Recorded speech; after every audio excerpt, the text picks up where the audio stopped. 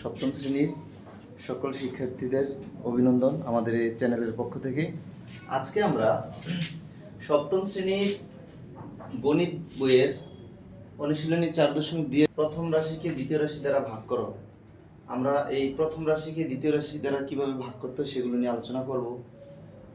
তো প্রথমে আমরা 1 এবং 2 অনুশীলনী 4.2 এর 1 এবং 2 নাম্বারটা যদি আমরা করতে পারি তাহলে 1 থেকে 6 পর্যন্ত যে অঙ্কগুলো রয়েছে, যে সমস্যাগুলো রয়েছে সেগুলো আমরা কি করতে পারবো, খুব সহজে সমাধান করতে পারবো। এছাড়া 7 এবং 9 এই অঙ্কগুলো যদি আমরা করি তাহলে আমরা 7 থেকে 12 পর্যন্ত যে অঙ্কগুলো রয়েছে সেগুলো আমরা সমাধান করতে পারবো। তো চলো আমরা প্রথমে 1 নাম্বার অঙ্কটি দেখি। প্রথমে প্রথম রাশি, যেহেতু আমরা প্রথম রাশিকে দ্বিতীয় রাশি দ্বারা ভাগ করব, সেজন্য প্রথম রাশিটা আমাদের উপরে লিখতে হবে 45 এবং দ্বিতীয় রাশিটি কি আছে 9a²। এখন দেখো এখানে উপরের সংখ্যা হলো 45 আর নিচে 9। সব সময় উপরের এই সংখ্যাটাকে নিচের সংখ্যা দ্বারা ভাগ করতে হবে। তো আমরা 45কে 9 দ্বারা ভাগ করলে আমরা জানি কত, 5 নং 45। এক্ষেত্রে আমরা লিখব কত, 5। আবার এখানে a⁴ আর এখানে হচ্ছে a²।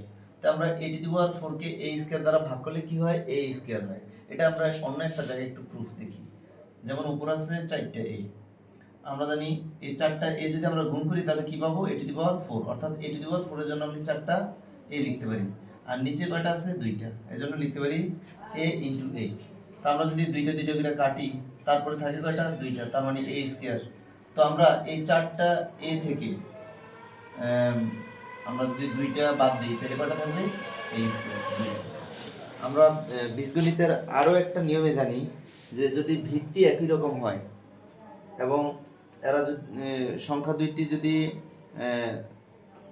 ভাগাকারে থাকে তাহলে পাওয়ারে কি হয়, বিয়োগ হয়। এবং ভিত্তি একই রকম হলে গুণাকারে থাকলে তাদের পাওয়ারগুলো হবে যোগ। সেক্ষেত্রেও আমরা জানি 4 থেকে 2 বাদ দিলে কত হয়, 2। তাহলে 45 a⁴ কে 9a² দ্বারা ভাগ করলে কি হয়, 5a²। এবার আমরা 2 নাম্বার অঙ্কটি দেখব। সেই আগের মতোই আমরা প্রথম যে রাশি সেটা লিখব উপরে এবং দ্বিতীয় রাশি অর্থাৎ 3a এটা লিখব নিচে। তো এখানে একটা বিষয় লক্ষণীয়, সেটা হলো উপরে মাইনাস, নিচে কি প্লাস। যেহেতু কোনো চিহ্ন নেই, আমরা জানি কোনো সংখ্যার শুরুতে বা কোনো একটা রাশির শুরুতেই যদি কোনো চিহ্ন না থাকে তাহলে আমরা প্লাস হিসেবে ধরে নিই। তো সেক্ষেত্রে এখানে যেহেতু কোনো চিহ্ন নেই, সো এটা আমরা প্লাস, আর উপরে কি দেওয়া আছে, মাইনাস। তো আমরা লিখবো মাইনাসে প্লাসে মাইনাস। এবার উপরের সংখ্যাটা হচ্ছে কত, 24 আর নিচে 3। তো 24কে 3 দ্বারা ভাগ করলে কত হয়, 8। এবার a⁵ থেকে a² বাদ দিলে কি থাকবে, a³ অর্থাৎ 5টা থেকে আমরা 2টা বাদ দিলে কি থাকবে, 3টা। এই হচ্ছে আমাদের 2 নাম্বার অ্যানসার। তো এখানে আমরা এখন 7 এবং 9 নাম্বার অঙ্কগুলো করব। 7 এবং 9 আমরা শিখতে পারি, তাহলে আমরা 13 পর্যন্ত অঙ্কগুলো করতে পারবো। 7 থেকে 13 সেম নিয়ম। তো সেক্ষেত্রে আমরা দেখব প্রথমে 7 নাম্বারটা। তো 7 নাম্বারটা কি লেখা আছে, আমরা জানি প্রথম রাশি কি হবে, প্রথম রাশিকে আমাদের ভাগ করতে হবে। সুতরাং প্রথম রাশি লিখবো উপরে, আর এই দ্বিতীয় রাশিটা থাকবে কোথায়, নিচে। এখন দেখো প্রথম রাশিকে আমরা এই যে এই যে হর, এই হর আমরা এর নিচেও লিখতে পারি। যেহেতু মাঝখানে মাইনাস চিহ্ন আছে, মাইনাস চিহ্ন বসিয়ে আমরা 2a²b³ এর নিচে আমরা লিখতে পারি। অর্থাৎ এই সংখ্যাটাকে আমরা 2টার নিচেই লিখতে পারি, কিন্তু মাঝখানে বসবে কি, মাইনাস চিহ্ন। হ্যাঁ, তো আমরা দেখো নিচে যেহেতু কোনো সংখ্যা নেই, সুতরাং এখানে 3-এর 3। তাহলে a³ কে যদি আমরা a² দিয়ে ভাগ করি শুধু কি থাকে, a থাকে। আর এখানে যেহেতু b² উভয় পাশে যেহেতু কি পাওয়ার সমান, এজন্য এখানে আর কোনো সংখ্যা বসবে না, অর্থাৎ b বসবে না। সেম তারপরেরটাতে 2a2 a স্কয়ার কাটা, সুতরাং b কিউব থেকে যদি আমরা b বাদ দিই তাহলে কি থাকবে b স্কয়ার, ও সরি এখানে b স্কয়ার, যেহেতু b কিউব থেকে b স্কয়ার বাদ দিলে কি হবে শুধু b, তাহলে আমার এর ভাগফল দাঁড়ায় কি 3a 2b। ওকে, এবার আমরা লিখব 9 নাম্বারটা। 9 নাম্বার অঙ্কের সমাধান করব। তো 9 নাম্বার সেক্ষেত্রে আমাদের প্রথম যে রাশি সেটা আমরা উপরে লিখব a cube b to the power 4 minus 3 a to the power 7 b to the power 7 by minus a cube into b cube.